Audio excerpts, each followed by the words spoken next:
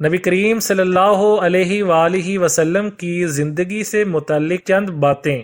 آپ صلی اللہ علیہ وآلہ وسلم نے زندگی میں ایک بار حج کیا۔ آپ صلی اللہ علیہ وآلہ وسلم نے زندگی میں 4 عمرے کیے۔ آپ صلی اللہ علیہ وآلہ وسلم نے زندگی کے 53 سال مکہ میں گزارے۔ آپ صلی اللہ علیہ وآلہ وسلم نے زندگی کے 10 سال مدینہ میں گزارے۔ آپ صلی اللہ علیہ وآلہ وسلم کے 2 بیٹے تھے، قاسم اور ابراہیم۔ آپ صلی اللہ علیہ وآلہ وسلم کے ہم شکل صحابی کا نام دحیہ کلبی رضی اللہ تعالی عنہ تھا۔